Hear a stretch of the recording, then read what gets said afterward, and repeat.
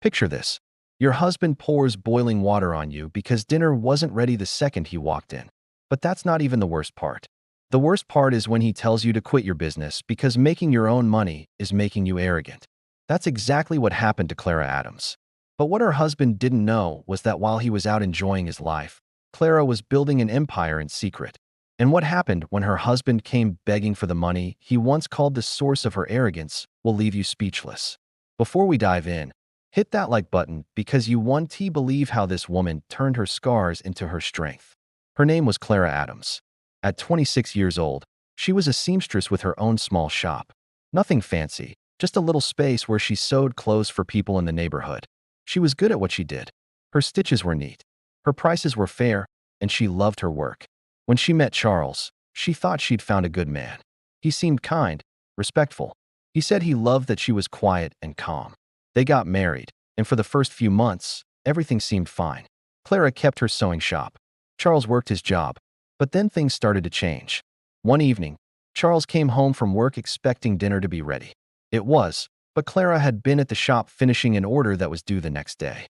She got home just 20 minutes before him. Charles walked in, looked at the empty table, and his face went cold. "Where's my food?" he demanded. "I just got home, Charles," she said, already moving toward the kitchen. "Give me 30 minutes. I'll make something fresh." 30 minutes? Charles's voice rose. "What have you been doing all day?" "I was at the shop. I had orders to finish." "That shop?" Charles shook his head. "That's the problem right there. You're putting that shop before your home, before your husband." Clara stopped. "That's not fair, Charles. I'm building something. We talked about this before we got married. We also talked about you being a wife, not some businesswoman who's too busy to cook for her husband." "There's food in the fridge," Clara said quietly. "I can heat it up if you're hungry now." Charles glared at her. "Heat up from the fridge? What happened to making fresh food? What happened to being a wife?" But Clara didn't argue. She went into the kitchen and started cooking fresh food, chopping vegetables, boiling water for soup. By the time Charles sat down to eat an hour later, he didn't even thank her. A week later, it happened again. Charles came home. Food wasn't ready yet. Clara was in the kitchen stirring a pot, 5 minutes away from serving.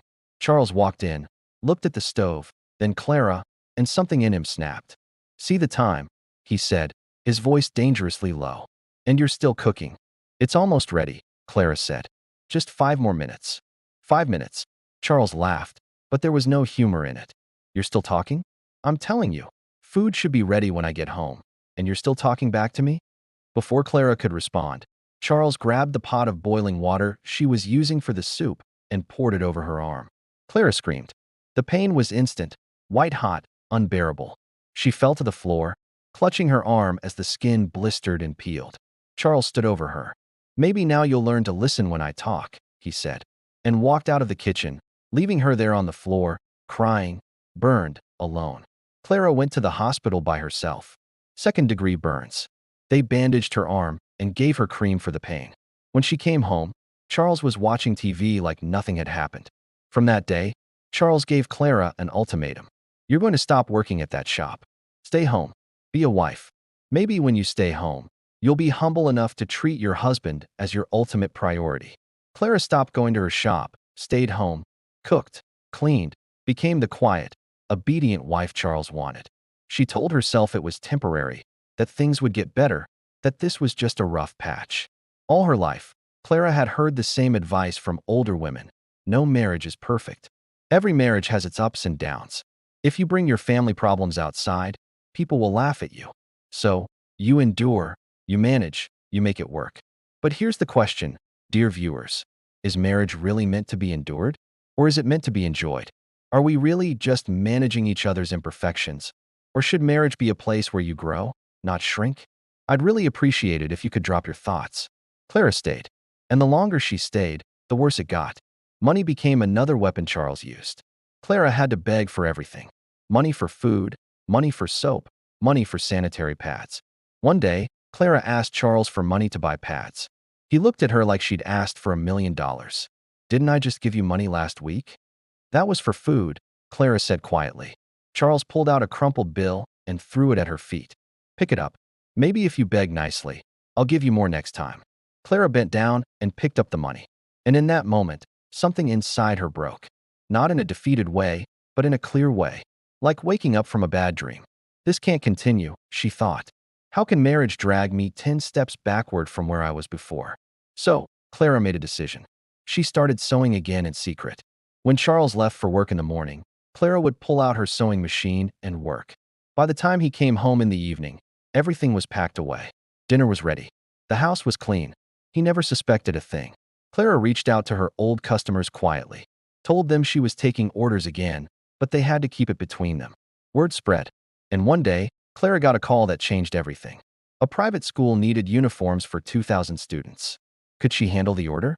Clara said yes. Worked day and night while Charles was at work or asleep. Hired 2 helpers secretly. Delivered the uniforms on time. The payment was more than she'd made in 6 months at her old shop. Then another school called, 5,000 students this time. Then a company called, work uniforms for 300 employees. Clara's secret sewing business exploded.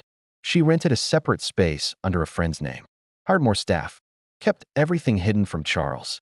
For 2 years, Clara lived a double life. Submissive wife at home, successful businesswoman in secret. And Charles never knew until the day he came home looking defeated. "Clara, I need your help," he said. She looked up from where she was folding laundry. "What's wrong?" "I made a bad business deal, got scammed. I borrowed money from people to invest, and now they're on my neck demanding payment. I don't have it. I need a loan. Can you lend me some money?" Clara stared at him. "Lend you money from where? I know you used to have some savings from your sewing before you stopped. Maybe you still have some left." Clara wanted to laugh or cry. She wasn't sure which. "You told me to stop working because money was making me arrogant. Remember that." Charles's jaw tightened. "Clara, I'm serious. I'm in trouble. Real trouble.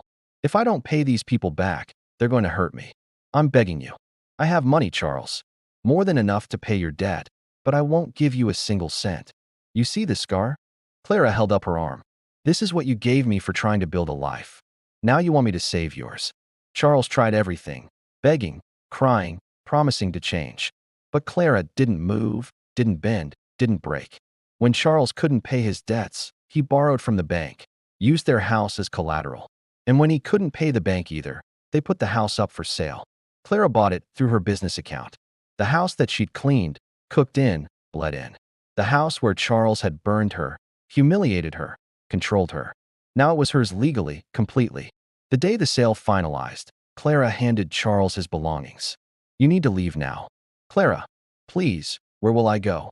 "That's not my problem anymore," Clara said calmly. "The next woman you meet, remember this. When she makes her own money, that's not arrogance. That's strength. When she has her own voice, that's not disrespect. That's partnership. And when she walks away from you, that's not her giving up on marriage. That's her giving up on you." Charles left. Clara never saw him again. She heard he moved to another city, started over with nothing. She didn't care. She was too busy building the life he tried to take from her. Today, Clara owns one of the largest uniform supply companies in the state. She employs 15 people. She speaks at women's business conferences about starting businesses in secret when you're in difficult situations. And she still has that scar on her arm. But now when people ask about it, she says, "That's my reminder of what I survived and what I became in spite of it." The Bible says in Psalm 30 verse 5, "Weeping may endure for a night, but joy comes in the morning." Clara's night was long. 2 years of suffering, hiding, enduring, but her morning came. And when it did, she was standing on her own 2 feet, with her own money, in her own house, answering to no one but God. What would you have done in Clara's situation? Drop a comment below. And if you're in a marriage where you're enduring instead of enjoying, ask yourself this. Is this what God intended for me? Or am I staying in something that's killing me slowly because I am afraid of what people will say? Subscribe for more stories of women who chose themselves when the world told them to stay small. God doesn't call us to endure abuse. He calls us to walk in dignity. Stay blessed.